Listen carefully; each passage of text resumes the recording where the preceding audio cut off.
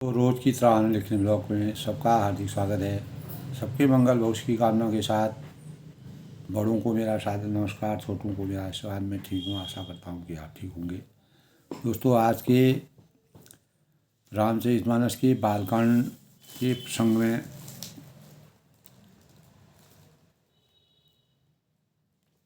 तुलसीदास जी ने अनेक प्रकार के मर्यादा पुरुषोत्तम भगवान रामचंद्र के संपूर्ण शरीर से लेके और बाल चरित्र से लेके और मंगलों के देव और प्रथम पूज्य गणपति भगवान का पूजन करते हुए ब्रह्मा विष्णु महेश, माँ सरस्वती और अनेक प्रकार के ऋषि मुनियों की वंदना के साथ रामचरितमानस को के शुभारंभ का जो विषय वस्तु प्रस्तुत की, वो वास्तव में दोस्तों मानव जीवन के लिए एक किसी भी कार्य को करने से पहले उसकी पृष्ठभूमि को कैसे मानव चेतना तक पहुंचाया जा सकता है और सामाजिक परिवेश में उसे कैसे सुदृढ़ता दी जाती है, और हम किसी भी कार्य को शुरू करते हैं तो अनेक प्रकार की विघ्न बाधाओं का निवारण करने और किसी प्रकार के अवरोध अवलंब, किसी प्रकार के नकारात्मक भावों का पूर्ण रूप से वह उस कार्य को संतोष और सकारात्मक भावों से संचित करने, यानी अज्ञान से ज्ञान की पराकाष्ठा के मानक के रूप में बालकांड की शुरुआत यानी प्रारंभ से पहले तुलसीदास जी ने जिस प्रकार का वर्णन किया है वह अभूतपूर्व है। और रामचरित को उन्होंने पूर्णिमा के चंद्रमा की किरणों के समान और सभी मानव चेतना को सुख देने की अनुभूति का स्वरूप बताया। और सज्जन जिस प्रकार कमल जो हैं वह खिलते हैं पूर्ण आभा के साथ जब वह आच्छादित होते हैं, और चकोर निरंतर अपने चित्त में मन वचन और कर्म से निरत चंद्रमा की तरफ निहार करके विशेष हित लाभ और संतोष की प्राप्ति करते हैं। उसी प्रकार मर्यादा पुरुषोत्तम भगवान राम जी का के चरित्र चित्रण का वर्णन प्राकृतिक सौंदर्य के साथ करके तुलसीदास ने अभूतपूर्व योगदान प्राप्त किया। बालकांड में दोस्तों रामचरितमानस की बालकांड में श्री रामचंद्र की वंदना, सभी देवी देवताओं की वंदना, ब्रह्मा विष्णु महेश सरस्वती विष्णु यानी अनेक प्रकार के ऋषि मुनि गुरु वृंदों की पूजन और उनको नमन करते हुए यहाँ तक कि प्राकृतिक छटा का भी उन्होंने जिस प्रकार से नमन वंदन किया है, वह प्राकृतिक सौंदर्य का भी उनके जीवन में किसी प्रकार का मेरी रचना करने में किसी प्रकार का अवरोध न हो, तो दैहिक भौतिक ताप जो है दूरी बनाए रखें, और जो राम राज्य की वास्तविक कल्पना है, राम राज बैठी त्रिलोका हर्षित भई गए सब शोका, तभी उन्होंने कहा तो राम राज्य में समस्त शोकों का निवारण करते हुए प्रसन्नता के द्योतक के रूप में जिस प्रकार से उनका जीवन मानव कल्याण, मानव चिंतन और मानव प्रेरणा के लिए अभूतपूर्व है, तो बालकांड में सभी देव देवताओं की वंदना के साथ पूज्य देवी देवताओं की वंदना करके राम जी के जन्म से लेकर विवाह तक की घटनाओं का वर्णन सुनिश्चित किया है। यानी इसमें दोस्तों 77 सर्ग हैं और 2280 श्लोक है। और बालकांड में संपूर्ण रामायण में दोस्तों तो बालकांड में की घटनाएं तुलसीदास ने बड़े ही सुंदर ढंग से प्रत्येक घटना का वर्णन किया है। जहाँ एक ओर दशरथ जी का यज्ञ, पुत्रों का जन्म, राम लक्ष्मण भरत शत्रुघ्न की शिक्षा और अनेक प्रकार के अवरोध उत्पन्न करने वाले राक्षसों का वध, राम सीता विवाह यानी स्वयंवर, राम लक्ष्मण को ऋषि विश्वामित्र के साथ आश्रम में जाना और श्री राम द्वारा ताड़का और सुबासु जैसे राक्षसों का वध करना, मारीच को बिना फर वाले बाण से मारकर समुद्र के पार भेजना, तो लक्ष्मण के द्वारा सारे राक्षसी सेना का अंत करना, धनुष यज्ञ के लिए राजा जनक के निमंत्रण को स्वीकार करके वहाँ पहुँचना, और राजा राम ने भौतिक यानी जो राजा राम थे, राम राज्य में राम ने गौतम मुनि की स्त्री अहिल्या का उद्धार किया था और मिथिला में सीता का स्वयंवर और राम ने शिव के धनुष को तोड़कर सीता से विवाह किया। तो कुल मिलाकर के दोस्तों बालकांड के अंदर 341 दोहे हैं, 358 चौपाइयाँ हैं और 25 सौरठा हैं और 39 छंद हैं और 7 श्लोक हैं। इस प्रकार जो है बालकांड की रचना तुलसीदास ने समस्त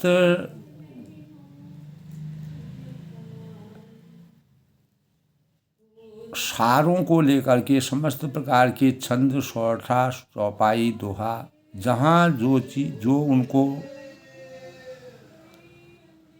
सही संगठित करके मानव चेतना को जगाने के भावों का संचार करने की प्रेरणा हुई, उन्होंने उन्हीं भावों को संचित किया।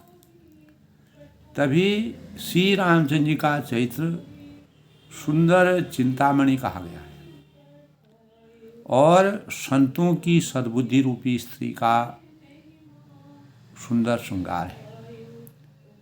और श्री रामचंद्र जी के गुण समूह इस संसार के, इस जगत के कल्याण करने वाले और मुक्ति यानी धन, धर्म और धर्म परम धाम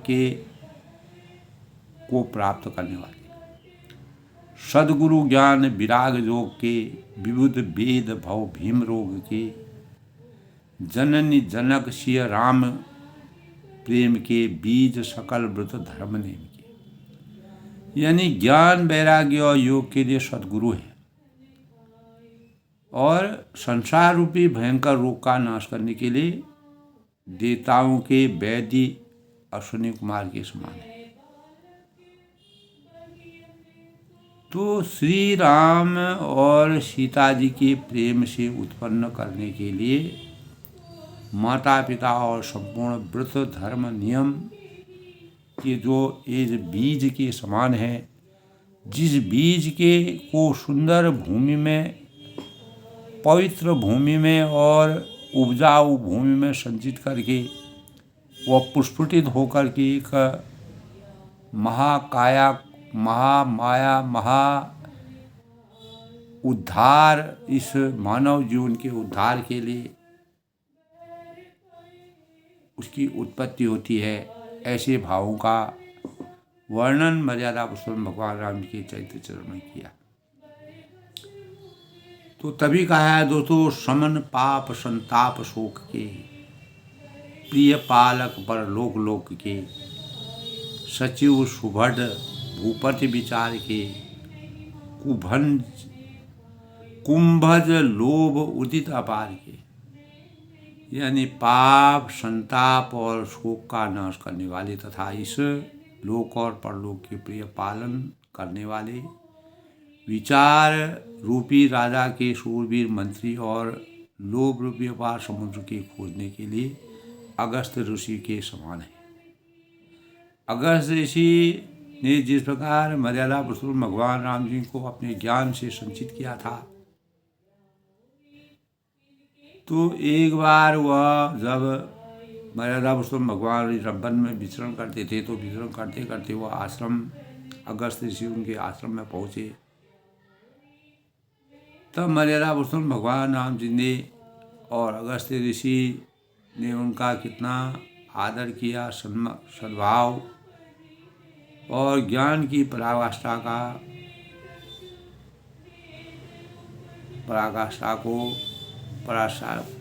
की उत्पत्ति हुई। तो भक्तों के मन रूपी जो वन में बसने वाले काम है, क्रोध है, और कलयुग के पाप रूपी हाथियों के मारने के लिए सिंह के बच्चे के समान, शिव जी के पूज्य और प्रियतम अतिथि और दैत्यता रूपी दावानल के बुझाने के लिए कामना पूर्ण करने वाले मेघ हैं।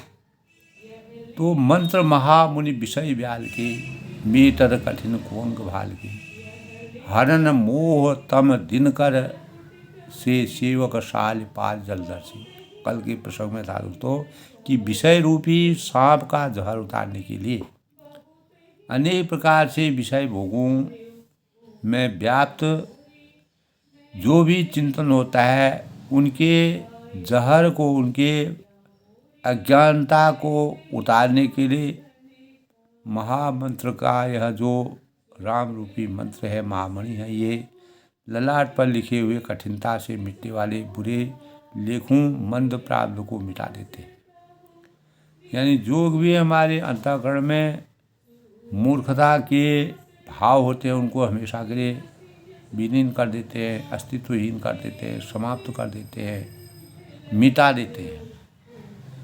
तो हरण मोह तम दिनकर करके, जिस प्रकार अज्ञान रूपी अंधार के हरण के लिए सूर्य किरणों के समान कार्य करते हैं।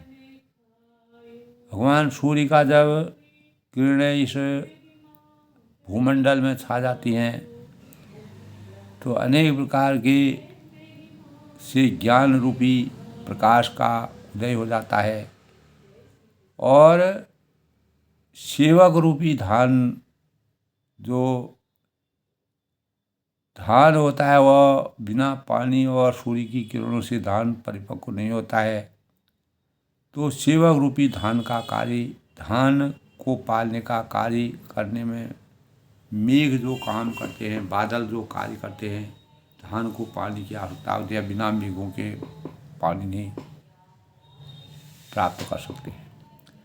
तो यही स्वरूप परमात्मा जो चीज़ चाहता है उसकी प्राप्ति के मानक हैं, उसकी प्राप्ति के साधन हैं, और मनोवांछित वस्तु देने में श्रेष्ठ कल्प वृक्ष के समान। जो साधक, जो सेवक, जो उनके सानिध्य में रहता है, जो उनके परम तत्व को जानता है, उनके भक्ति में विलीन हो जाता है, इन पर वो अंतर्यामी है, जिनको अंतर मन से उनके प्रति संचरित हो जाते हैं। तो अभिमत दानी देवतरु वर्षी, मनोवांछित वस्तु देने में श्रेष्ठ कल्पवृक्ष के समान है। और सेवत सुलभ सुखद हरिषि, और सेवा करने में हरिहर के समान सुलभ और सुख देने वाले। सुकवि शरद नव मन उद्गन से, सुकवि रूपी शरद ऋतु के मन रूपी आकाश को सुशोभित करने के लिए तारागण के समान श्री राम जी के भक्तों तो जीवन धन ही है। हमारे जीवन में जिस प्रकार जीवन की अपार धन संपत्ति होती है उसकी स्वरूप है। तो सकल सुकृत फल भूरि भोग से, संपूर्ण पुण्यों के, जो भी हमारे जीवन में संपूर्ण पुण्य होते हैं, महान फल भोगों के समान हैं। और जग हित निरुपधि साधु लोग से, जगत का छल छिद्र यथार्थ हित करने में साधु संतों के समान है। तो ऐसे पुण्यात्मा परमपिता परमेश्वर भगवान रामचंद्र जी की तुलसीदास ने जिस प्रकार से रचना की है, सेवक मन मानस मराल से, सेवकों के मन रूपी मानसरोवर के लिए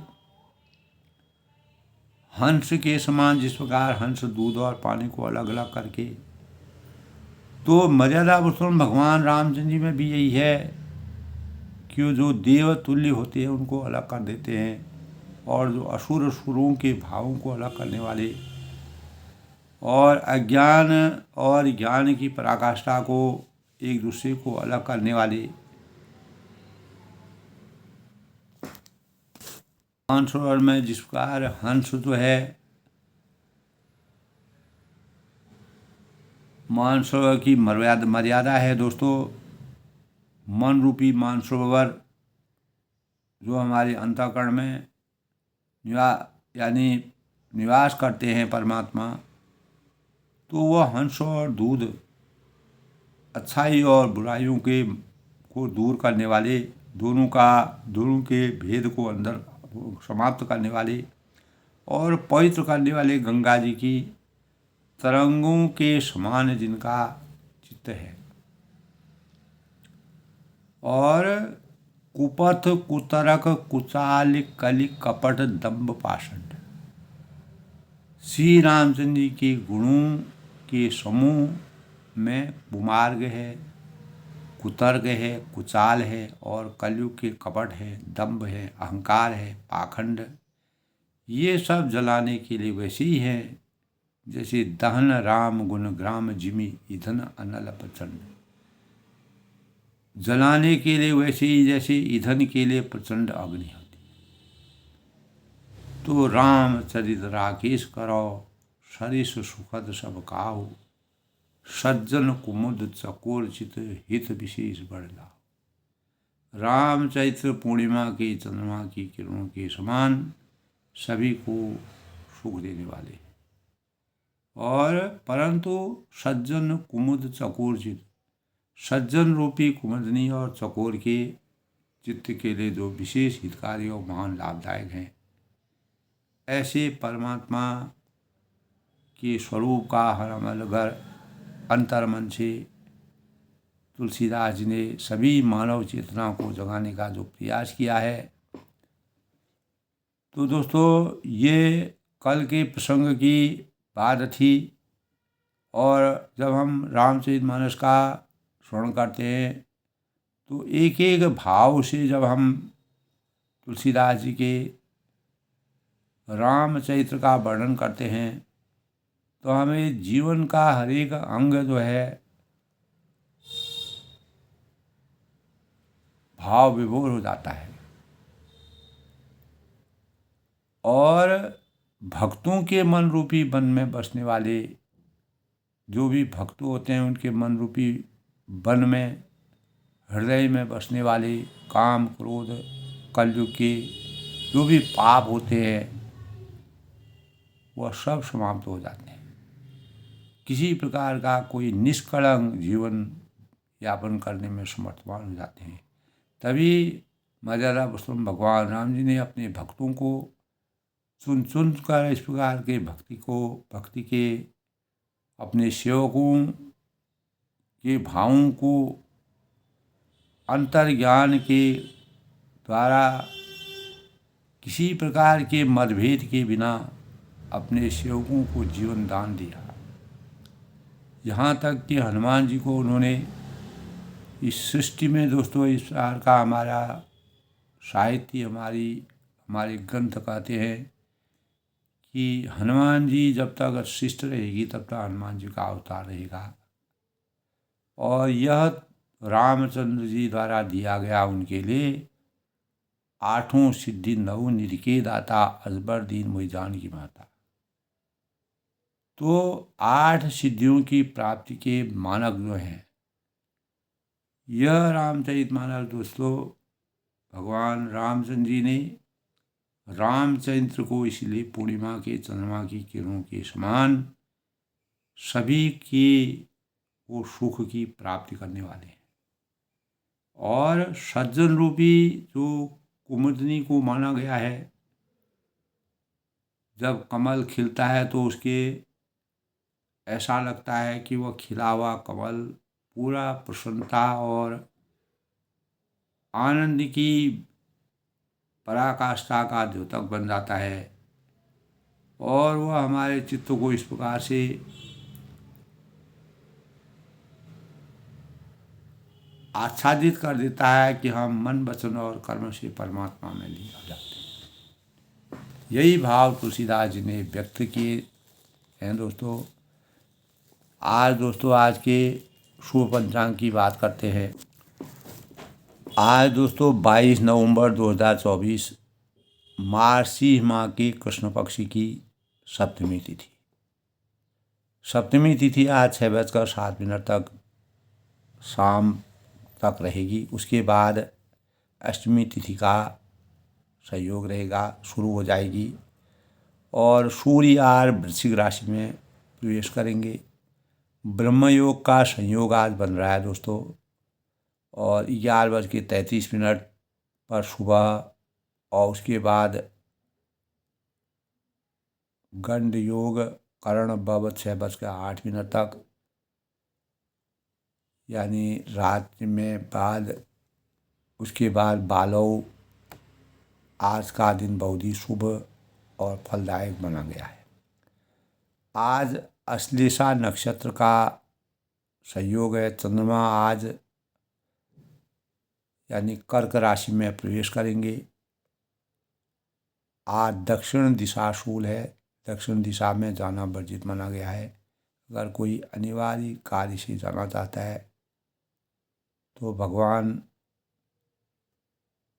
दुर्गा माता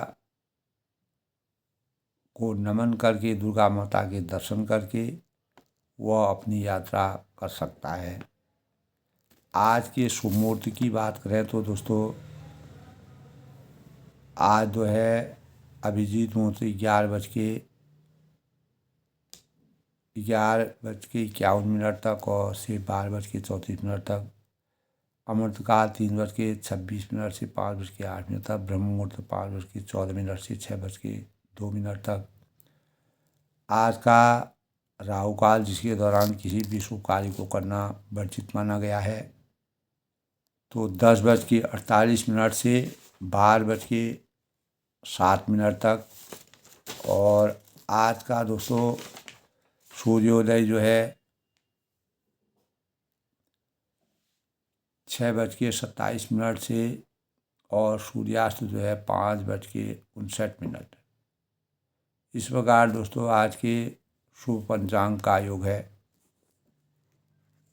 और आज दोस्तों जैसे कि हम जानते हैं शुक्रवार का दिन, शुक्रवार की प्रकृति मृदु होती है और यह दिन लक्ष्मी माता और काली माता का दिन माना गया है। दैत्यों के गुरु शुक्राचार्य का भी यह दिन है। इस दिन लक्ष्मी माता की पूजा और काली माता की पूजा करने का विधान है और अनेक प्रकार के विशेष लाभ का द्योतक है। मनोवांछित फलों की प्राप्ति का द्योतक है। शुक्रवार घर में खुशियों का सूचक है, इसीलिए इसे शांति और दया का दिन माना जाता है। और शुक्र प्रेम की देवी मानी गई है और शुक्र ग्रह के नाम से ही शुक्र ग्रह मजबूत करने के लिए दूध, दही, घी और चावल और चीनी का सेवन करना चाहिए। शुक्र प्रेम, सौंदर्य और सद्भाव का द्योतक है और सौंदर्य, वैभव, विलास का यह दिन माना गया है और सौंदर्य, निखार, ऐश्वर्य, कीर्ति और धन दौलत प्राप्त का सूचक है। शुक्रवार का स्वामी दोस्तों शुक्र है और गुरु और शुक्रवार की राशि कुंभ है और शुक्र को प्रबल करने का मंत्र है ओम द्रांग द्रिंग सह शुक्राय नमः। इस मंत्र के जाप करने से हमारे जीवन में यश कीर्ति की पूर्ति होती है। शुक्र ग्रह यश का मानक हो जाता है, कीर्ति प्राप्ति हो। जिस जातक का शुक्र उच्च ग्रह में बैठा रहता है वह यशस्वी होता है, कीर्तिमान होता है, मान मर्यादा वाला होता है और वह सभी का आकर्षक का केंद्र बनता है। और शुक्रवार को सफ़ेद वस्त्रों को धारण करना चाहिए, सफ़ेद चीज़ों का दान करना चाहिए, पुण्य करना चाहिए और शारीरिक सफाई के साथ मानसिक शुद्धता का द्योतक माना गया है। शौर्य, सौंदर्य और शुक्रवर्धक है। इस दिन किसी भी व्यक्ति से उधार पैसों का लेना देना वर्जित माना गया है। माँ लक्ष्मी और वैभव लक्ष्मी की पूजा करने से किसी प्रकार के धन की परेशानी जीवन में नहीं होती है, ऐसा हमारे शास्त्र बताते हैं। दोस्तों सकारात्मक भाव भी यही है, क्योंकि जीवन में हम माँ लक्ष्मी और दुर्गा की पूजा करते हैं तो हमारे अनेक प्रकार के एक जगह एक रूप से जहाँ हमें धन की प्राप्ति होती है वहाँ दूसरी जगह शक्ति की प्राप्ति होती है और धन प्राप्ति की परेशानियों से हम छुटकारा हमको मिलता है। तो इस दिन दोस्तों किसी प्रकार की अभद्र भाषा का प्रयोग करने से बचना चाहिए। खट्टे चीज़ों का सेवन करना इस दिन वर्जित माना गया है। माँ लक्ष्मी और शुक्र माँ संतोषी की पूजा करने का भी यह दिन है, क्योंकि संतोषी माँ का व्रत अगर 9 माह तक करने से मनोवांछित फलों की प्राप्ति होती है।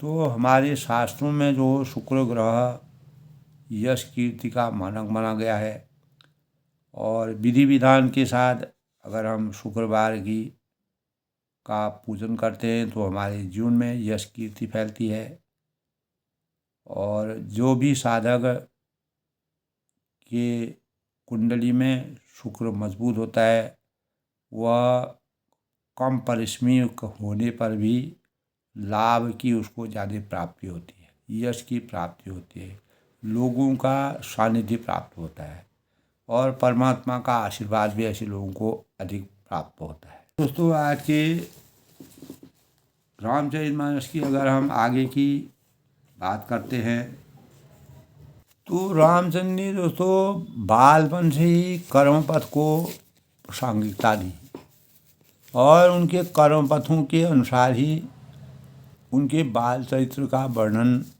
मिलता है, क्योंकि वह भगवान के स्वरूप इस पृथ्वी मंडल में भूमंडल में अवतरित हुए थे।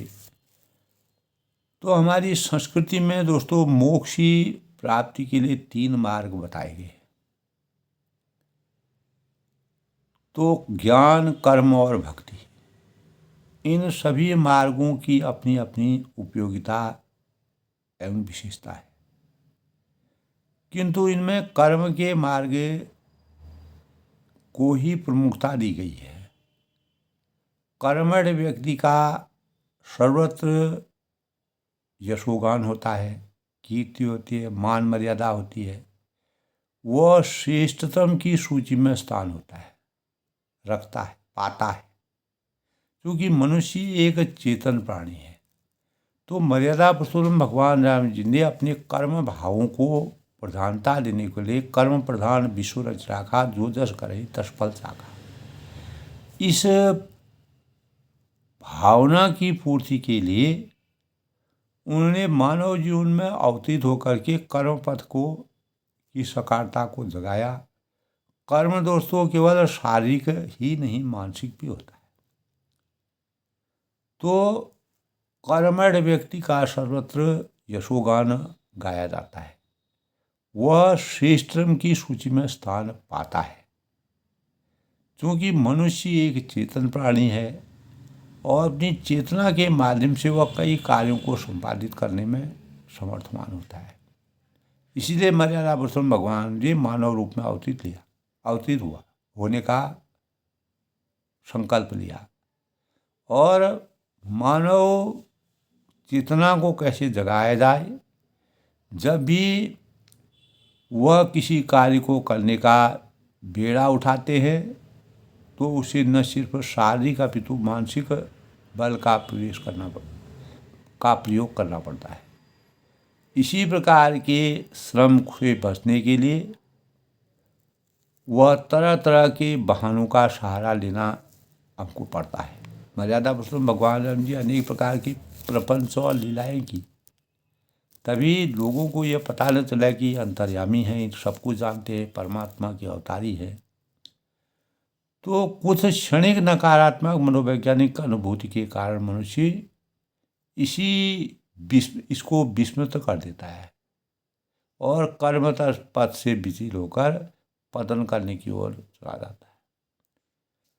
तो जो भी हमारे मनीषी हैं, सुधीजन हैं, विलक्षण प्रतिभा के लोग हैं, ने यथार्थ ही सुझाया है कि यदि आप हमें रामचंद्र मर्यादा पुरुषोत्तम भगवान राम से इस प्रकार की प्रेरणा मिलती है, तुलसीदास द्वारा रचित ग्रंथ में बालकांड से उन्होंने जिस प्रकार की रचनाएं, जिस प्रकार के भावों को उन्होंने मर्यादा पुरुषोत्तम भगवान के चरित्र से मानव चेतना को जगाया, तो अंतस की आवाज़ को सुनने पर कर्म पथ का चयन करने की सदैव सफलता के शिखर पर पहुँचेंगे। तो भगवान ने रामचंद्र जी ने अवतरण यानी दशरथ जी के वहाँ पैदा होने से पहले जो भी कार्य उनको जीवन में करने थे उनको अपने चित्त में बैठा लिया। तो तब उन्होंने कहा, जब आलस्य कभी आपके घेरने में सफल, यानी तभी उनके जीवन में गलत चीज़ें कभी भी उनके जीवन में प्रवेश नहीं कर पाई। जैसे यदि किसी भी अभिरुचि या निर्माण कार्य में संलग्न जो भी कार्य उन्होंने वचनबद्धता के साथ किया और वह उनका सफल होते गया, वन में जितना वह आगे बढ़ते गए उतना उनका जीवन उसी प्रकार का सानिध्य, उन प्रकार का परिवेश उनको मिलने लगा। तो यदि सफलता प्राप्त करनी हो, अपना नाम आकर्षण का केंद्र बनाना हो, तो आत्म संतुष्टि प्रदान करने के भावों के लिए उन्होंने माता कैकेयी के द्वारा दिए गए वरदान, जहाँ एक ओर राज तिलक हो रहा था वहाँ दूसरी ओर उनको वन मिला, यानी 12-14 घंटे के अंतर्गत उनका पूरा जीवन चरित्र कहाँ से कहाँ चला गया, तब भी उनको किसी प्रकार का कोई अवरोध उनके मार्ग में नहीं आया।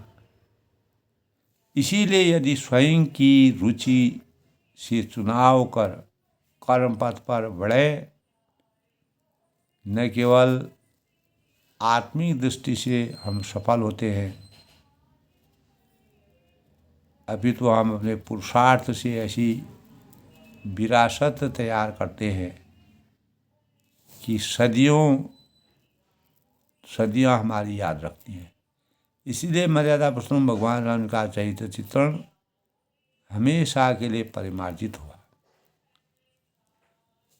तो हमें यह स्मरण रखना चाहिए कि दोस्तों, कर्मशील व्यक्ति, मर्यादा पुरुषोत्तम भगवान रामचंद्र ने हमको कर्मशील होने की प्रेरणा से अभिशक्त कराया और उसे प्रगति के मार्ग पर ले जाने का प्रयास किया।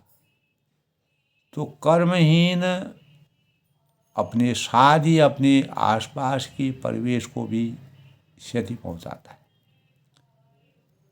इसीलिए जिस तरह हर क्षण नदी अपने जल के प्रवाह को बनाए रखती है एवं सूर्य का चक्र अपने अनुसार चलता रहता है, उसी का मनुष्य को भी प्रतिदिन प्रतिक्षण कर्म के पथ पर अडिग रहकर चलना चाहिए।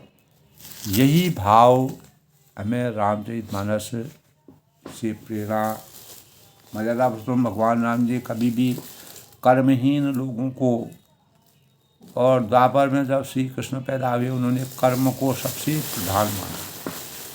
कर्म प्रधान विश्व रचिरा था, जो जस करे तस फल राखा, कर्मण्येवाधिकारस्तु मा फलेषु कदाचन। कर्म के बिना मानव अपने भरण पोषण तक को नहीं कर सकता है। तो मर्यादा पुरुषोत्तम भगवान राम जी उस परिवेश में, जिस प्रकार का उसमें परिवेश था, मानव रूप में अवतीर्ण होकर के कर्म भावों को परिमार्जित करने के लिए और अपने जीवन को प्रासंगिक करने वाले के लिए अनेक प्रकार के भावों से मानव चेतना को जागृत करने के भाव को विराजित किया। तो इसी अनुरूप में दोस्तों हमें अनेक प्रकार की प्रेरणाएं उनके जीवन वृत्तांत से मिलती हैं। तब आज के प्रसंग में कीन प्रश्न ते ही भांति भवानी, जय विधि शंकर कहा बखानी, सो सब हेतु कह में गाई, कथा प्रबंध विचित्र। यानी संसार में जिस प्रकार श्री पार्वती जी ने शिव जी से प्रश्न किया था और जिस प्रकार से शिव जी ने विस्तार से उसका उत्तर दिया, तो वह सब कारण में विचित्र कथा से जानकर रचना करके गाकर कहूँगा। ये मर्यादा पुरुषोत्तम भगवान राम जी बाल लीला के वर्णन से पहले तुलसीदास जी कहते हैं कि जिस प्रकार पार्वती जी ने शिव जी से प्रश्न किया था और जिस प्रकार से शिव जी ने विस्तार से उसका उत्तर कहा, तो वह सब कारण में विचित्र कथा की रचना से सबको आसक्त करूँगा। जी यह कथा सुनी नहीं हुई, जन आचर्य करे सुनी सोई, कथा अलौकिक सुनहि जे ज्ञानी, असी आचर्य करहि असुज्ञानी, राम कथा कह मिति जग नाही, असी प्रतीति तिनके मन माही, नाना भांति राम अवतारा, रामायण सतकोटे बारा। तो जे यह कथा सुनी नहीं हुई, जिसने यह कथा पहले अपने जीवन में कभी नहीं सुनी है, जिसको इसके बारे में कुछ भी ज्ञान नहीं है, जन आचर्य करे सुन हुई, वह इसे सुनकर आश्चर्य न करे, किसी प्रकार का कोई भी अचंभित न हो, आश्चर्य न करे। कथा अलौकिक सुनाई जे ज्ञानी, जो भी ज्ञानी है, सज्जन है, आस्था को जो जानते हैं, तो वे यह जानकर अपने अंतःकरण में किसी प्रकार का आश्चर्य या भ्रम न करे, संदेह न करे, संशय न करे कि नहीं आचर्य करे ही अस जानी, कि संसार में राम कथा के मिति जग नाही, संसार में राम की कथा की कोई सीमा नहीं है, कोई सीमा से बाहर है। यानी एक सीमा होती है जहाँ पर हम मनुष्य उस गंतव्य रास्ते तक पहुँच सकता है, लेकिन परमात्मा की कोई सीमा नहीं है। इनके लिए हर सीमा खुली हुई है, कहीं पर कोई अपार यानी असीमित है। तो राम कथा के तब कहा है कि राम कथा के मित जग नाही, असी प्रतीत इनके मन माही, कि यह उनके मन में, यानी यह जानकर आश्चर्य नहीं करना चाहिए कि संसार में राम की कथा की कोई सीमा नहीं है। क्योंकि राम कथा अनंत है, जिसका न आदि है न अंत है। राम कथा गए मिल जग माही, अस्पति तिनके मन माही। नाना भांति राम अवतारा, और उनके मन में ऐसा विस्तार विश्वास रहता है, उनके अंतःकरण में इस प्रकार से उनका अंतःकरण ज्ञान की पराकाष्ठा से संचित हो जाता है। नाना प्रकार के श्री राम जिन के अवतार है, वो कभी भी किसी अवतार में, तभी कहते हैं माता पुनि बोली सोमय डोली तदवतार दिय रूपा, की जय श्रीला अति प्रिय शिला चरित परम अनुपा। तो माता को जब उन्होंने अपना विराट अवतार दिखाया तब माता भी भयभीत हो गई। तो उनके वात्सल्य वर्णन का, बाल रूप का ही चित्रण वह करना चाहती थी। बाल स्वरूप में ही उनके सुंदर चलना उठना बैठना खाना पीना सोना, जो भी बाल रूप के जो चरित्र होते हैं उनका अनुसरण करना चाहती थी। तो उनमें मन में ऐसा विश्वास रहता है कि नाना प्रकार की रामचंद्र के अवतार हुए और 100 करोड़ तथा अपार रामायण इस संसार में हैं। तो सभी में मर्यादा पुरुषोत्तम भगवान राम जी की पराकाष्ठा है। कल्प भेद हरिचरित सुराई, कल्प भेद के अनुसार श्री हरि के सुंदर चरित्रों को मुनीश्वरों ने अनेक प्रकार से गाया है, अपने अपने भाव के अनुसार। जाकी रही भावना जैसी, तो जिस प्रकार की हमारी भावना रही प्रभु भगवान उसको उसी स्वरूप में दिखते हैं। यानी हम परमात्मा को जिस स्वरूप में देखें, हमारी भावना उनको जिस स्वरूप में उनका अनावरण करती है, उनका दर्शन करना हो, तो उसी स्वरूप को हम प्राप्त कर सकते हैं। करिए न संशय असुर मानी, और हृदय में ऐसा विचार कर, संदेह कर, संशय कर, कभी भी इस प्रकार का संदेह न करना नहीं चाहिए। सुनिए कथा सादर अधिमानी, और आदर सहित प्रेम से उस कथा को सुनना चाहिए। जो अपने जीवन में एक बार नहीं हजारों बार भी अगर राम कथा को हम सुनते हैं तो हमारा चित्त जो है हमेशा परमात्मा में लीन हो जाता है, हमें ज्ञान की प्राप्ति हो जाती है और हम इस संसार की मोह माया के बंधनों से मुक्त हो जाते हैं। हमें अज्ञान रूपी अंधकार से ज्ञान रूपी प्रकाश दिखाई देता है सर्वत्र। तो सर्वे भवन्तु सुखिनः की अनुभूति हो जाती है। तो इसी प्रकार राम अनंत अनंत गुण, मर्यादा पुरुषोत्तम भगवान रामचंद्र जी राम अनंत अनंत गुण, यानी रामचंद्र जी अनंत है, जिनका न आदि है न अंत है, और अमित कथा विस्तार, और उनकी कथाओं का विस्तार भी असीम है। एक कथाएं नहीं, हजारों प्रकार की उनकी कथाएं हैं।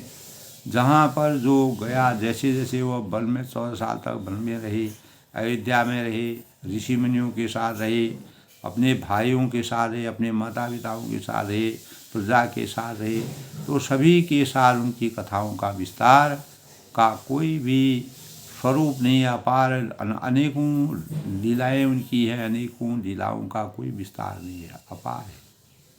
सुनि आतुर मान यहीं जिनके विमल विचार, और ऐसे जिनके निर्मल विचार हैं, पवित्र विचार हैं, लोगों के मनों को सुख की प्राप्ति और आनंद की अनुभूति करने वाले ऐसे विचारों से संतप्त जो भगवान रामचंद्र जी हैं, वे इस कथा को, जो भी उनके भक्त हैं, जो इस कथा को सुनकर के किसी प्रकार का आश्चर्य नहीं मानेंगे, क्योंकि मर्यादा पुरुषोत्तम भगवान रामचंद्र जी अनंत है, अपार है, और उनका कोई पार नहीं है।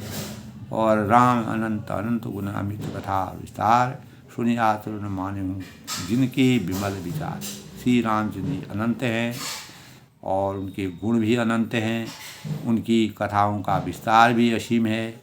ऐसा जिनके विचार भी निर्मल हैं, पवित्र हैं, इस कथा को सुनकर किसी को भी किसी प्रकार का आश्चर्य नहीं होना चाहिए।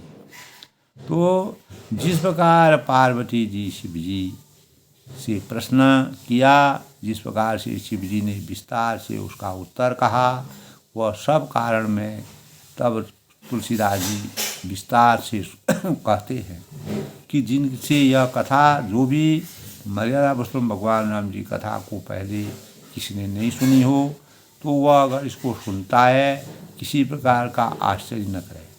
जो ज्ञानी इस विचित्र कथा को सुनते हैं, जो सुधीजन, जो मुनिजन, जो सज्जन, जो सद्मार्ग पर चलने वाले निर्मल बुद्धि और पवित्र आत्मा के लोग इसको सुनते हैं, तो वह इसका यथा लाभ उठाए, यह जानकर आश्चर्य न करें, क्योंकि संसार में राम कथा की कोई सीमा नहीं है।